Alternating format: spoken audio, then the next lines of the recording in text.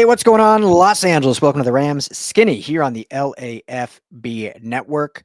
We are live on the Rams LAFB YouTube channel. Thank you, as always, for making us a part of your day, hanging out. Make sure you hit that like and subscribe button if you have not already. And as always, you can find all of our Rams content at LAFBnetwork.com. We are Los Angeles Sports, talking all things Rams today. Rams draft is just almost 2 weeks away, which is insane how quick it is there. It felt like an eternity away back before free agency, and we flew through free agency, and now we are flying towards the NFL draft. Joining me, as always, my man rocking the Twins hat today, Mr. Skinny T. What's going on, brother?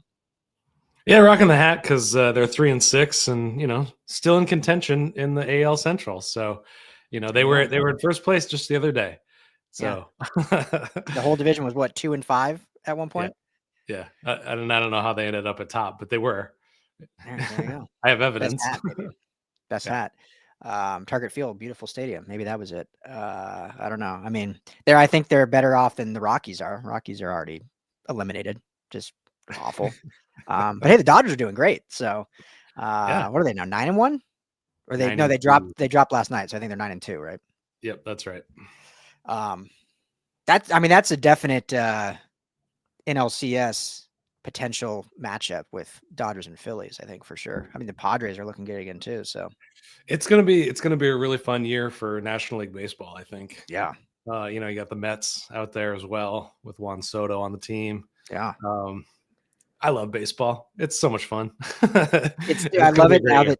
Yeah, I love now that we cover the Dodgers. I really have gotten so much more into it than I was even just a year and a half ago. I really just didn't care, mainly because I've said this before. It's not like a secret. Like I've grown up a Rockies fan, being from Colorado, and they're just always so god awful that I just really never cared about baseball. 2007 was fun when they went to the World Series, and ever since then, I just haven't cared. Go to Dodgers games since living out here, and I pull for them, which I know is weird being in the same division, but now that we cover them, I've become a legit Dodgers fan. It's fun. And they're obviously the hot ticket in town, and so yeah, baseball is fun. Yeah, when you like the sport, but your team is terrible. Now you're saying since 2007, my team hasn't really won anything since 1991. So, and when I was a little kid, I was watching that series, and I thought this is going to be great, being a Twins fan, and it's been rough. So you find other teams to root for, you find other things to root for. How can you not like a guy like Shohei Ohtani, Mookie Betts? It's a fun team. It is a fun team. Dave Roberts, it's just a fun team. They don't I feel like the Dodgers have become kind of a villain in baseball just because of how much they spend. But I really feel like there's not a single player that's an actual villain. There's not a Juan Soto that everyone just, or what's his name for the Padres that I'm drawing a blank on. Machado? Kind of Machado, but even more so than Machado. I can't think of him either. It'll come to me in a minute, but yeah, I feel like maybe I'm just biased since we're fans of them now and live here, but I feel like there's not a Dodgers player that's just hated. No one hates Shohei. No one hates Mookie Betts. Yeah. No one hates Teoscar Hernandez. Everyone, maybe other fans don't like Kike Hernandez just because of his little antics, but I don't think anyone hates. He's a utility man. It's kind of fun. Small little Puerto Rican. Did you see that funny little hat he had on? I did. Not safe for work. Yes, they blurted out on the post or whatever. Right. Yeah, you guys can look that up. We'll just leave it at that. So anyway, today on Rams Talk, we're talking worst or nightmare draft scenarios. I think we've talked extensively about potential happenings. We've done some mock drafts, looking if the Rams go corner, if and when they take a quarterback. Obviously a linebacker is a need. So we've gone extensively on that, but now let's talk for us, per our opinions, what would be the nightmare scenario. And this is, as you alluded to pre-air or pre-recording, just kind of in general. It doesn't have to necessarily be on a single pick. And I don't think we're going to name any players. Maybe you will. But just in a general, on Saturday evening when the draft is over and you're man, that was not a nightmare move. So I'll let you start. I'll let you kick us off. All right. Well, I'm not going to talk any more quarterback. We're done with that. My opinion is out there. It's a nightmare scenario if they don't draft a. I mean, that was going to be one of my nightmare scenarios is if they don't take a quarterback. So, yeah. Oh, okay. Well, we'll talk about it then. Yeah. I won't have a lot to say. Yeah. Anything new? Not a lot of new stuff anyway. But my first one I'll say is if they stick at 26, I think that's a nightmare scenario. I think they need to trade up or trade back. So trading up, that allows you to go get the guy that you want. Think if this team was able to add Brock Bowers last year. I love Jared Verse, great addition, defensive rookie of the year, fantastic. But if Brock Bowers was on this team, that offense would have been unstoppable. The defense question marks there for sure. But it answers all sorts of questions. The tight end situation there, makes Cooper Kupp decision even more easy. They may have moved on from him more sooner than they did so far. But to go up and answer some of those questions, at tight end, let's say, I don't like where they're sitting in terms of where you can get a good cornerback either. I think that, probably the top three options are off the board between 36. And then I wouldn't want to go after a cornerback. I think it would be a reach at 26 to get some of the other guys, any of those non-top three guys there. But then to trade back, you think about all the depth that this team needs to add. Linebacker, where are they going to pick him up? Running back, where are they going to go get that guy? So there's lots of needs on this team. It's all depth needs, though. There's a couple high end needs, a cornerback like we've talked about, but they're kind of stuck in this tough area. And Les Snead calls it purgatory, and that's exactly what it feels like. There's just kind of this big gap of talent. And so I think alleviating that by either trading up or trading down will solve this nightmare of being in purgatory. There you go. I mean, I was going to say you're talking like Les Snead was talking. So it really feels like unless is that an insult? You just throw some shade at me for talking in circles like Les Snead? No, I don't mean. I mean in terms of calling it purgatory, and if they staying at 26 not being the best scenario, because Les Snead has basically said everything except we are guaranteed to trade out, but he's basically said like we don't like drafting where we're drafting. Like we called it purgatory for a reason. So and there's, like you said, there's a lot of, like, unless the board just falls and like a bunch of quarterbacks end up going, like Milroe sneaks into the first round, and maybe even Shuck sneaks into the first round, and so you get like 4 or 5 QBs go instead of the projected like 2, maybe 3, and that pushes some guys back, similar to last year, how Jared Verse kind of fell in their lap. I agree. I think a trade seems much more likely. So my first nightmare scenario is if the Rams take a wide receiver in the first round. I won't say total like in the draft. I think it's always smart to add a receiver at some point, just because you keep 6 or 7 of them on the roster, so it's very smart to take one at some point. But in the first round, to me, would not be a wise pick. I think Chad Reuter of NFL.com, his most recent mock, had the Rams actually trading back with the Eagles, I think, to 32, and then had them taking a receiver at 32. And his reasoning was, it's never a mistake to give Matthew Stafford more weapons, blah, blah, blah. And if you watch the Rams or cover the Rams, Matthew Stafford doesn't need more weapons because he only throws to 1 or 2. I just don't think it'd be wise to use a first rounder on a position that potentially will end up like Tutu Atwell, getting 1 to 2 targets, if that, a game, just because we know, based on not just with the Rams, based on history with the Lions too, as great as Matthew Stafford is. We've talked, I don't want to get into it, we've talked a ton about, is it Stafford doing it? Is it McVay? Is it the play call? What is it? But we know that he keys in on specific guys. And so I think it's safe to say going into this year, it's going to be the Puka Nacua and Devontae Adams show, barring any injuries. So why add a talented prospect that really won't get any touches? And they just signed Tutu Atwell to a 1-year, $10 million deal. Sean McVay has come out publicly and said it's his fault for his usage. They need to use him more. So seemingly they want to get him more involved. Jordan Whittington showed last year, when healthy, when needed, he was very capable of being a good receiver. We know they want to add to the tight end room and add a more talented pass catcher alongside Tyler Higbee. So getting that person involved. So to me, adding a first round wide receiver would be basically meaningless because it's a guy that's just not going to play. That's my first nightmare. Yeah, 100%. And I think the first round wide receivers as well is kind of a big question mark as well. Even the guys towards the very top, there's question marks about Tet McMillan. Amika Egbuka is kind of all over the place in terms of of where he's being drafted. He might be available there at 26, maybe 32. But this isn't like a Jamar Chase situation or Justin Jefferson where there's a handful of fantastic guys. I mean, there was that year with Jerry Jeudy and CD Lamb and all sorts of guys in that class. That's not this year. I mean, I think that running back is actually probably more compelling. I'd be more for a running back in the first round this year than I would in any other round. I mean, that's probably the only time I would say draft first round is if there's a good running back hanging out there for you. Yeah. I agree. I think just based on what we've seen this offense do, based on Kyren Williams negotiation, and if he doesn't have a deal done yet before the draft, he's going into the last year of his deal, and we all want to see Kyren back. I know fans do. I think he's doesn't get maybe talked about nationally enough, but we've given reasons why I don't think the Rams will extend him at the price that he is probably worth based on market value. So if you can reset your running back market, and again, we've said this too, I think they will draft a running back at some point in this draft, regardless. That's just the way they've done it the last 5 years.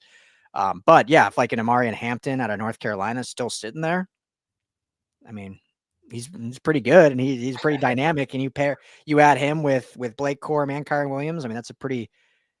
I'll just say this: he would get. Well, I can't even say this because in my head I'm like he would get more usage than a first round receiver just because Stafford won't throw to him. But we were the ones. Not just us, everyone, like scratching our heads all last year when Blake Corum was like healthy scratched and not getting a single target or carries. So I don't know what they'll do. I mean, who knows? Maybe it's just saying don't take an offensive player in the first round because they just won't get used. Well, I mean, that could be would this be a nightmare scenario if they go defense in the first round at all? Would that be a nightmare? Would that? Yeah. I mean, not for me. Cornerback. So you'd be open to another defensive lineman, edge rusher, first round edge rusher. As weird as it sounds, I actually would. Like obviously, I think corner is the biggest linebacker and corner are the biggest needs if they get the right guys fall. Even a safety, I think, would be okay for depth. They don't need defensive line, but you can never have too much depth. And if a guy like Walter Nolan or Derek Harmon out of Oregon or those like big body tackles that can rush the quarterback, again, not saying they're Aaron Donald, but similar style of play to Aaron Donald, because as great as Braden Fisk and Turner, Kobie Turner are, like everyone that watches football, they're not playing 100% of the snaps. Like they're going to come off the field. And so who is going to then replace them? If you can have a 3-4 man rotation where you never lose the edge and the talent on the field, and that goes for the edge as well. Like outside of Byron Young and Jared Fisk, or Jared Verse, there's obviously a talent drop off after those two. So if you can elevate that talent in terms of rotation and keep those guys fresh, I would be much more for that than adding another receiver that's not going to play or adding a running back that's not going to play. Colston Loveland, if he's there, that's the offensive player you got to take because they need a tight end like that. Yeah. I don't think he's ended up that low. I think he's Tyler Warren's going to go very high, I think, and then Colston Loveland will probably get scooped up shortly thereafter. I mean, I love adding strength to strength on a football team, especially when it comes to those high level things. If they could get another pass rusher, I love Byron Young, but you just pair another young guy on a rookie contract, just cheap defense and just production and getting after the quarterback. I mean, and as not to cut you off, but as good as the defensive line was, and again, this goes more into the linebacking room, I think, which we've discussed, but as good as the line was, they were still not good against the run. And so adding another guy that can help in the run game is never a bad idea. And I still think that means adding a competent linebacker as well. But I don't think at 26 or 32 or wherever there's going to be a linebacker they can take. So do you wait till the third round? I mean, we'll see. But anyway, it's just more furthering. I'm like, if Nolan's there, if Harmon's there, if one of these great D tackles are there, people are going to throw stuff at the TV, but I'm okay with it. I love it. Well, that kind of segues perfectly into my next nightmare scenario is if they don't add significant draft picks to the trenches on both sides, offense and defense. I was talking about depth earlier. If you go look at the depth chart for both the front seven on defense and then your offensive line, the talent drop off is stark there. Now let's take a look at the offensive line. Logan Bruss played almost 20% of snaps last year. I think it was 18%. He's gone. Now, our favorite whipping post, Mr. Joe Noteboom, also, I don't think he's on another team, but he hasn't been re-signed yet. Yeah. He's played significant snaps all across the line. Yep. These aren't great answers at the position, but those guys are gone. And so you're looking at some pretty slim pickings, AJ Arcuri, Warren McClendon, Justin Dedich, we like, but prove pretty replaceable. Undrafted free agent, nothing against him. Bo Limmer, Les Need came out and said he was undergrad playing against PhD students. Essentially is what how he put it. Now maybe out of position, maybe he probably should have been playing guard instead of center, but that's a different conversation. So they have to add to that offensive line just to, people get banged up. Rob Havenstein always misses a couple of games. We're talking about all these people because there was significant time missed on the offensive line. Almost tanked the season. Yeah. Last year. Almost tanked the season. Came within games. Yeah. A couple of games of tanking this season, I think. And then you flip over to the other side and they've got very, very positive starters, very good starters up there. Added Poona Ford, love that. But then you're looking at the rotation when Fisk comes off the field, when Kobie Turner comes off the field on the running downs. I think they need to add some young bodies in there. Poona Ford's on a 2-year contract. Kobie Turner is essentially on a 2-year contract, last 2 years of his rookie deal. So they're going to have to continue to pad there. And this is part of the reason I think, you need to look at trading back, very seriously, because 7 picks right now, we're used to having 10, 11 picks. So you look at the depth and what they need to do in this draft. It's not, we're not in terrible territory here, but if this team goes on a deep playoff run, like I think they should, this is probably the area of concern that I'm looking at. They were unusually healthy along the defensive line last year. At the very end, Fisk got a little banged up. Can we trust that these guys are going to be healthy for a second and third year going forward? These are all the hypotheticals that you have to wonder about when you're in win now mode, when you want to go on a deep playoff run. If Poona Ford misses significant time or Jared Verse misses significant time, big drop off. Yeah, no, it's a great point. And sticking with defense, like when you look, and this is no disrespect or shade or anything, but when you look after the starting 3, depending what kind of rotation they do, but after Fisk, Ford, and Turner, I mean, the drop off is not necessarily, I don't want to say in talent. It's just that we haven't seen it because there's no real production or playing time. You look at, just DeJuan Johnson, Tyler Davis, and Larrell Murchison. Those are your next 3 after those starting 3. And, maybe one of those guys ends up being like a really good player, ends up being a kind of unknown that steps up. But so, yeah, we'll see what that looks like. But I agree that they definitely need to add more depth to the defensive line. And going to the offensive line, before free agency, all the pre-free agency mock drafts, the main pick was offensive tackle, because that was obviously before Alaric Jackson re-signs. There was seemingly going to be a big need there. You don't have a starting tackle. The more I think about it, Skinny, like that's kind of actually my sleeper pick for the first round, because yes, you just signed Alaric Jackson, but Rob Havenstein is not only getting up there in years, but his contract is nearly up as well. And I think they want to keep him and have him retire at Ram, but it wouldn't be unfeasible for them to take a tackle for the future or just more competition, or one of these guys that has tackle versatility that can play tackle or guard, similar to like what they hoped in Joe Noteboom, but just never really panned out. So I'm not saying I want them to do that in the first round, but I think that's a little bit of a sleeper pick because it is a depth issue. And it's not like they're taking in the top 10 where you pick like a Joe Alt from last year. Like that guy needs to start like at 26 or 32 or whatever happens. They trade back. Like you're taking a guy that isn't even guaranteed to start anyway. It's just a top tier more at that position. So yeah, I agree with you that, yeah, they definitely need to hit the trenches in the draft, and maybe a tackle's a sleeper in the first round. Gray Zabel, baby. He can play anywhere. Maybe. There you go. There you go. So, all right, I'll just get this out of the way now. My second nightmare scenario would be if the Rams do not take a quarterback at some point in this draft. I won't talk a ton on it, but they obviously need to find that guy of the future. We can say all we want, like, oh, well, they'll just go get someone once Stafford is gone or retired. Like, the Stafford situation fell in their lap when that happened. Like, it's not like future Hall of Famers are just demanding trades and it works out while you're in Cabo to go get one of the best guys on the market. Like, it just doesn't happen all the time. Like, could it happen again? Sure. But to have your strategy and future success of your franchise hinging on that is not a wise bet. Jimmy Garoppolo, obviously not the future. He's on a 1-year deal.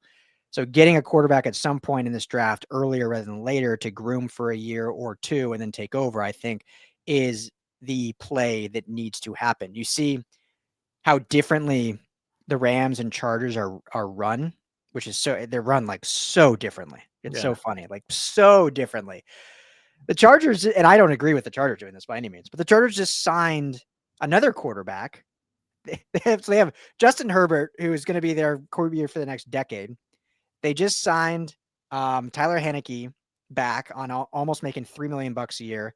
And then they just went out and signed Trey Lance to make $6.2 million as the third string, which is head scratching.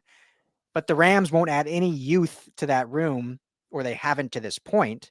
So yeah, I'll just leave it at that. They need to draft a quarterback this draft. Let me tell you what I learned today. The betting sites think that the Rams they're in the mix anyway. Well, I'll just put it that way. 10-1 odds. That's what they say. To draft Shedeur Sanders. And, wow. and there's 6 teams that are in kind of this betting realm. Obviously the ones that are up in the top 10 are favored. They're your Jets, your Giants. But there's 2. There's the Rams and then there's the Steelers that are both within the 6 teams that are most likely to draft Shedeur Sanders, which is, I mean, Vegas knows a few things. Mm-hmm. Yeah.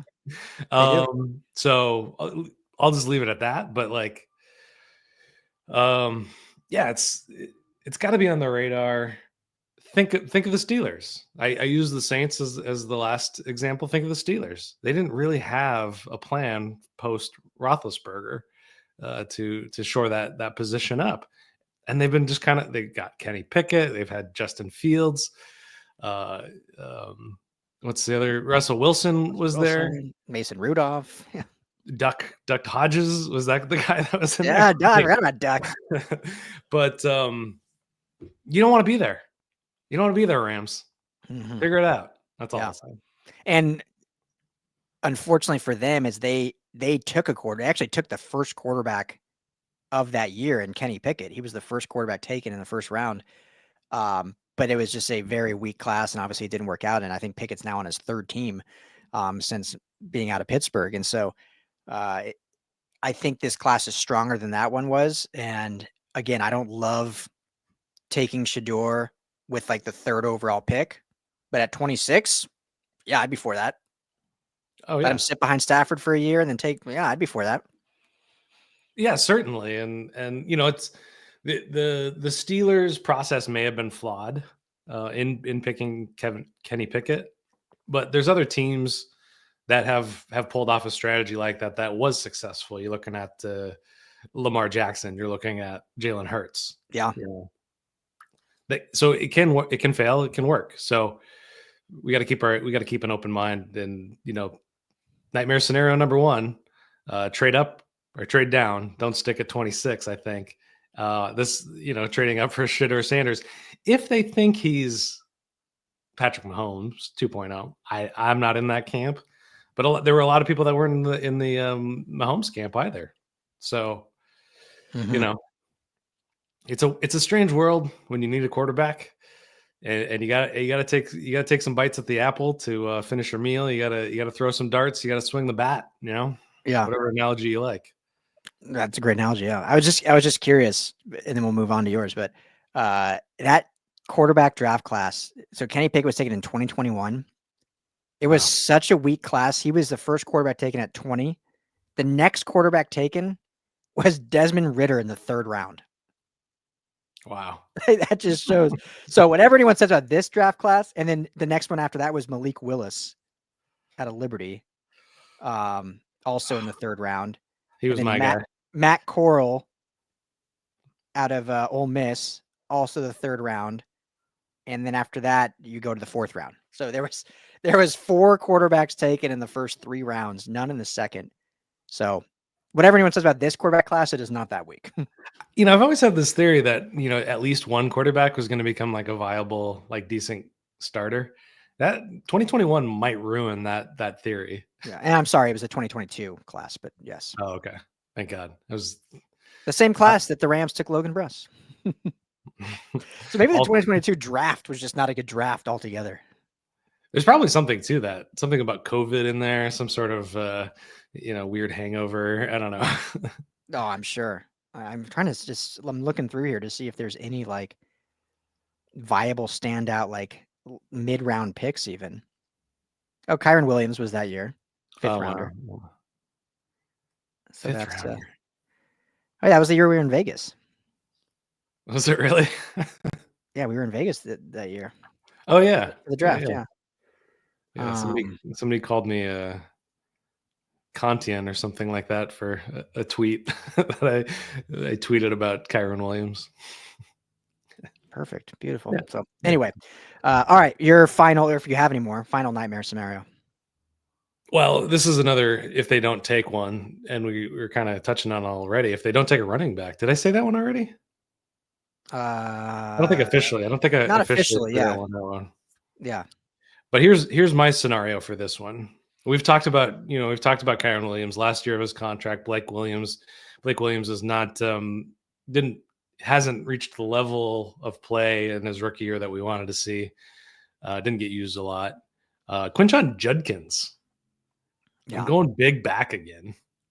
Dude's good. Ohio State guy. He's not explosive, but he gives them some optionality in terms of getting outside and kind of some wiggle and some elusiveness, not just straight up and downhill like Kyren Williams and Blake Corum are. And this is a guy that you could trade back and get him in the 2nd round. So I think it's a win-win there. So I think, looking at kind of like where they stalled out in their running game, sometimes, is Kyren Williams reliable in terms of his health still? Last year was a bit of an outlier for him there. So I think they got to continue to add to that position. I think they have to make it more dynamic. I think it's probably the one area of their offense now that maybe the tight end situation is figured out, that's just not dynamic. There's Kyren Williams. We've talked a lot about how he's great at what he does, but what he does isn't, putting points on the board.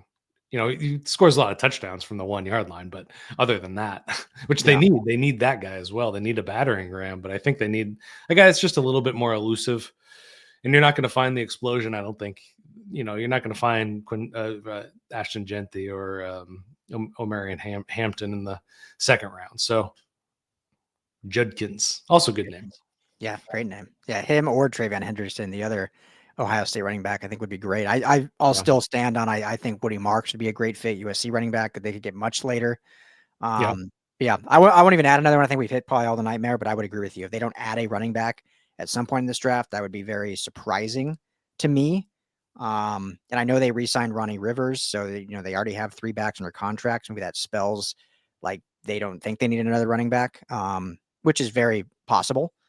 I just think it's based on their pattern. They've always drafted a running back in the last, whatever it's been, 4 drafts, dating back to Darrell Henderson after Todd Gurley. So it just seems like on that trend, and they can just replicate.